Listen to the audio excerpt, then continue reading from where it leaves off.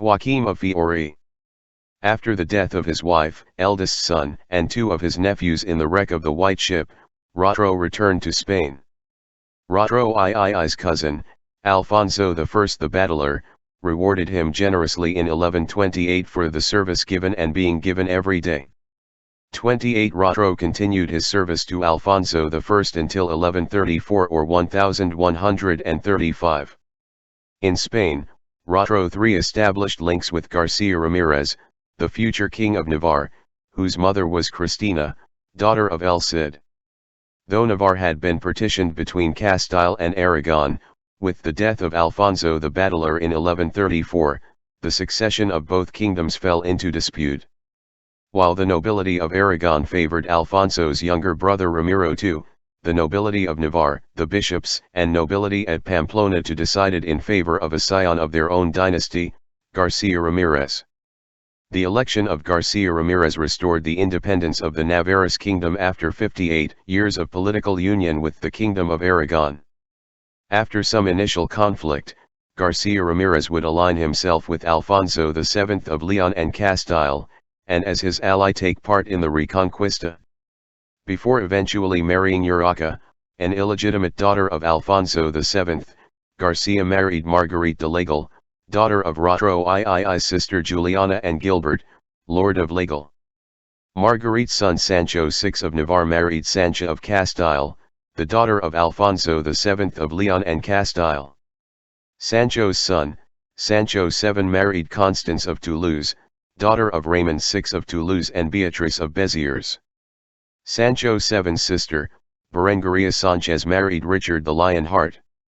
Her sister Blanche of Navarre, became Countess of Champagne when she married Theobald III, Count of Champagne, the son of Henry I, Count of Champagne and Richard the Lionheart's half-sister Marie of France. Marguerite's daughter Blanche married Sancho III of Castile, the son of Alfonso VII of Leon and Castile and Berengaria of Barcelona. Their son was Alfonso VIII of Castile, who married Richard the Lionheart's sister, Eleanor of England. Rotro's niece Marguerite de Lagal had by Ramirez, King of Navarre, a daughter and namesake, Margaret of Navarre, who married William I of Sicily, 1154–1166, the son of Roger II of Sicily and another Elvira, daughter of Alfonso VI of Leon and Castile. Their son, William II of Sicily, 1153–1189, married Joan Plantagenet before she married Raymond VI of Toulouse. William II was a champion of the papacy, and in secret league with the Lombard cities he was able to defy the common enemy, Frederick Barbarossa. Genealogy of the Counts of Perche and Navarre. Renaud of Roussy plus Albarade of Lorraine, D. of Gilbert, Duke of Lorraine. Ermentrude de Roussy, 958–1005, Countess and Duchess of Burgundy plus Alberic II of Macon. And de Macon plus Ebel de Poitiers, son of William IV of Aquitaine and Emma of Blois. Ebel's I of Roussy, probably, plus Beatrice of Hainaut. Adelaide, Alice, de Roussy plus Hilduin IV, Count of Montdidier plus Ebel's II, Count of Roussy plus Sibylle de Apulia, D. of Robert Guiscard, remembered for the conquest of southern Italy and Sicily. Beatrix de Ramarup plus Geoffrey II, Count of Perche. Rotro III, Count of Perche plus Matilda Fitzroy, Countess of Perche, an illegitimate daughter of King Henry I of England, and sister-in-law of Geoffrey V of Anjou and Robert Count of Gloucester, who had commissioned copies of the Historia Regum Britanniae by Geoffrey of Monmouth, which popularized the legend of King Arthur. Philippa, married Elias II, Count of Maine, brother of Geoffrey V of Anjou. Rotro IV plus Matilda, D. of Count Theobald of Blois, and sister of Henry I of Champagne, who married Richard the Lionheart's sister Marie of France, who sponsored Grail author Chrétien de Troyes. Rotro III plus Hawise, daughter of Walter of Salisbury. Stephen du Perche, Archbishop of Palermo, hired Joachim of Fiore. Margaret plus Henry de Beaumont, 1st Earl of Warwick. Rotro, Archbishop of Rouen. Juliana du Perche plus Gilbert, Lord of Daigle. Marguerite de Lagal plus Garcia Ramirez, King of Navarre, son of Ramiro Sanchez and Cristina, D. of El Cid. Sancho VI of Navarre plus Sancha of Castile, D. of Alfonso VII of Leon and Castile. Sancho VII plus Constance of Toulouse, D. of Raymond VI of Toulouse and Beatrice of Béziers. Berengaria Sanchez plus Richard the Lionheart. Blanche of Navarre, Countess of Champagne plus Theobald III, Count of Champagne. Blanche plus Sancho III of Castile, S. of Alfonso VII of Leon and Castile plus Berengaria of Barcelona. Alfonso VIII of Castile plus Eleanor of England, sister of Richard the Lionheart. Margaret of Navarre plus William I of Sicily, Roger II of Sicily plus Elvira of Castile, D. of Alfonso VI of Leon and Castile plus Zaida, Muslim princess. William II of Sicily plus Joan Plantagenet, S. of Richard the Lionheart, later married Raymond VI of Toulouse.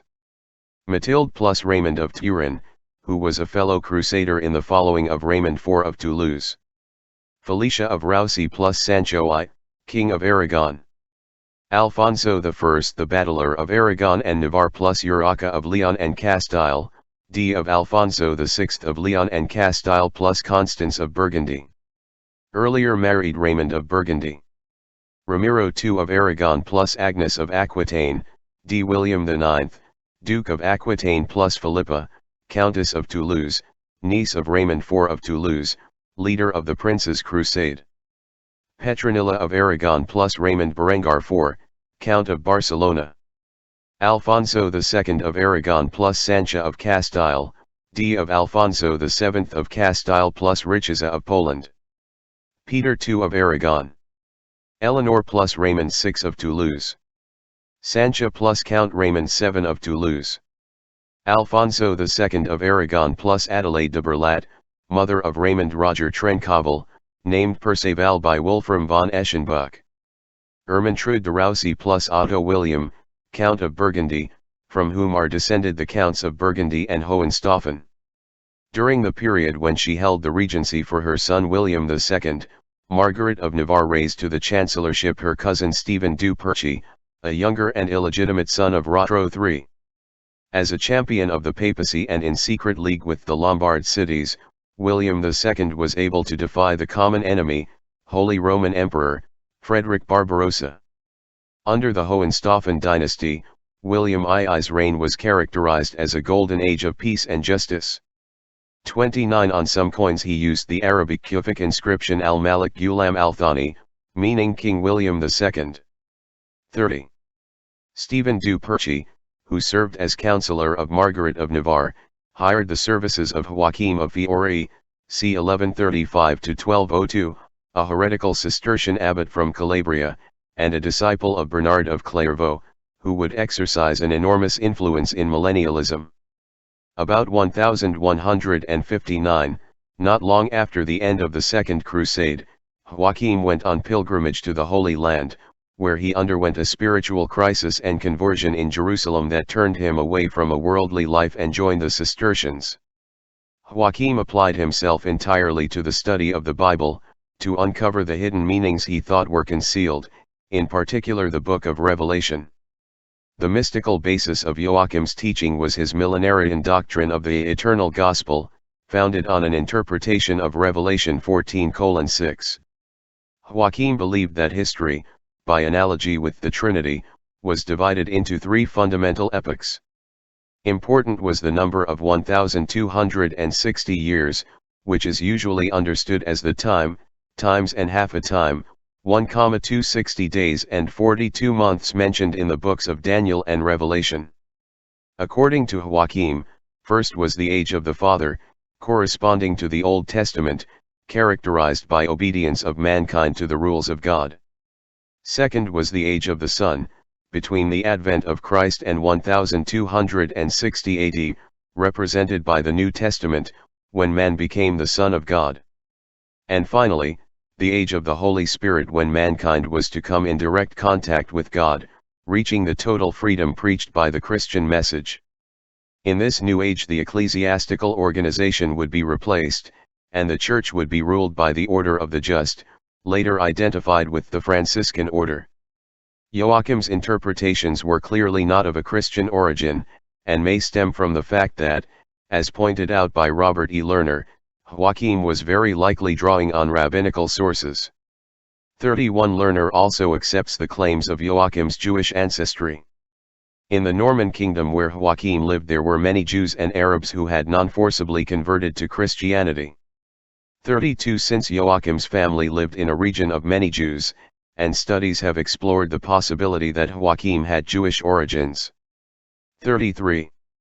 In a sermon dating from about 1195 AD, the Cistercian Geoffrey of Auxerre, who had been the secretary of Saint Bernard, branded Joachim's ideas as Judaistic. He claimed Joachim had been born Jewish and was educated for many years in Judaism, though his followers made great efforts to keep his origin a secret. 34 As Brett Whalen has pointed out, Joachim's positive assessment of the role of the Jews in the end times contrasted with the rise of a persecuting mentality among the Christian ruling elite of the time, who increasingly sought to marginalize and sometimes violently oppress non-Christian or heretical communities. Throughout his writings, Joachim developed the important theme that the Jews would be restored to divine grace and convert to Christianity with the transition to the final era of history, the coming Sabbath age of the Holy Spirit. 35. In the last year of his reign, when William I signed a peace treaty with the Byzantine Emperor, Manuel Comnenus, Joachim departed Palermo for Constantinople as a part of the official delegation. However, Joachim abandoned his mission when several of his associates encountered an outbreak of a disease and died. Joachim then undertook a long pilgrimage to the Holy Land, where God was told to have spoken with men. There is a possibility that Joachim's actions were influenced by an example of a Spanish Jewish thinker Judah Halevi who, unsatisfied with religious life in Spain, performed a similar pilgrimage to Palestine to experience closeness with God. Halevi was strongly influenced by the writings of Spanish Rabbi Abraham Bar Haya, whose calculations of prophecy bear similarities with Joachim's computations. 36.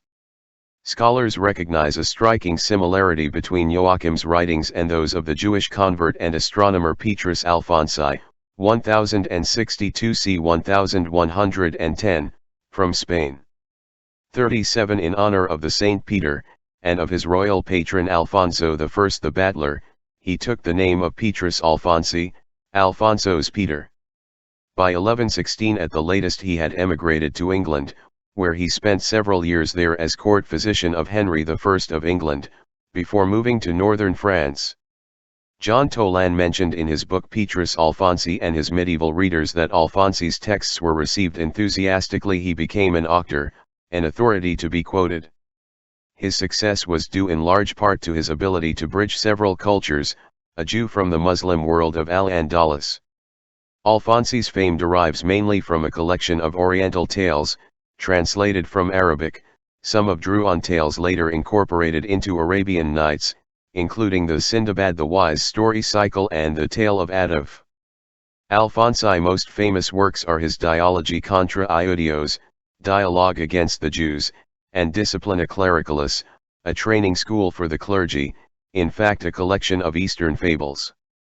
Dialogi contra Iudios took the form of a discussion between Moses and Peter, to show that his adopted religion was compatible with reason and natural philosophy. Petrus initiated the idea that the Jews no longer followed the old law, they follow a new and heretical law, that of the Talmud. Jewish leaders were blatantly lying and had attempted to cover up the truth. He believed Jewish leaders were blatantly lying and had attempted to cover up the truth of their sin of killing Jesus, in spite of the fact that they knew that he was the Son of God. According to Toland, the Dialogi contra Iudios became one of the most widely read and used anti-Jewish polemical texts of the Middle Ages. A diagram in the Dialogi contra Iudios has three circles connected in a triangle, which were adopted by Joachim. The Dialogi contra Iudios was cited, often verbatim, by later Christian polemicists like Peter of Blois c. 1130, c. 1211, and used by Peter the Venerable, of the Benedictine Abbey of Cluny and a friend of Henry of Blois of Winchester and Glastonbury. The sacred name of the Tetragrammaton as Ieve, is splitted to produce the names of the three persons, i.e., Ev and Ve, written into his diagram. Joachim's famous Trinitarian IEUE interlaced circles diagram was influenced by Alphonsi, and in turn led to the use of the Borromean rings as a symbol of the Christian Trinity. 38 In 1166, when Margaret of Navarre wrote to her relatives in France, particularly Rotrou, the Archbishop of Rouen, the son of Rotrou III and Matilda, to ask for help during the minority of her son, William II, Peter of Blois and his brother Guillaume arrived in Sicily in September of that year, as part of a French party that included Stephen du Perchy and Walter of the Mill. Peter became tutor to the young king, guardian of the royal seal and a key advisor to Queen Margaret, while Guillaume was appointed abbot of a monastery near Maladoux. 39 In 1169 he became involved in the negotiations between Archbishop Thomas Becket and Pope Alexander III. However, the French group proved unpopular with the Sicilian nobility, and Peter left the island, eventually traveling back to France. Around 1173, Peter went to England and entered the service of Henry II, acting as a diplomat in his negotiations with Louis VII of France and the papacy.